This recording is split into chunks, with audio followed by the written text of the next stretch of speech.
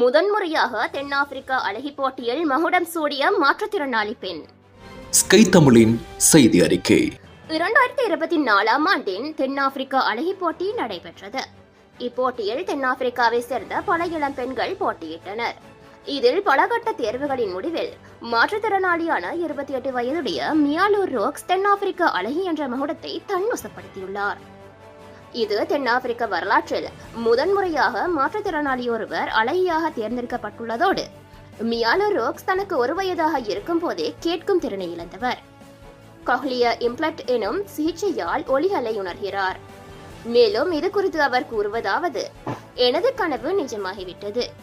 அதேபோல் சமூகத்தில் ஒதுக்கப்பட்ட ஏனைய மாற்றுத்திறனாளிகளின் கனவுகளை நனவாக்கவும் நான் விரும்புகிறேன் என்றும், தன்னை போல் மாற்றுத்திறனாளிகளுக்கு ஊக்கமளிப்பதற்காக இந்த போட்டியில் கலந்து கொண்டேன் என்றும் அவர் தெரிவித்துள்ளமை குறிப்பிடத்தக்கது. கத்தாரில் இருந்து உங்கள் உறவுகளுக்கு விரைவாகவும் பாதுகாப்பாகவும் பொருட்களை கொண்டு செல்ல வேண்டுமா? என்றே உடன் நாடுங்கள் மாஸ்ப்ரோ ஷிப்பிங். கத்தாரில் இருந்தவாறு இந்தியாவுக்கு பொருட்களை அனுப்ப 1 கிலோவுக்கு 6 ரியாலும், இலங்கை நாட்டிற்கு அனுப்ப 1 கிலோவுக்கு 10 ரியாலும், நேபாள் நாட்டிற்கு அனுப்ப 1 கிலோவுக்கு 10 ரியாலும் கட்டணங்களாக அறவிடப்படும். சேவையில் இலவசமாக உங்கள் இடத்திலிருந்து பொது செய்து தரப்படும்.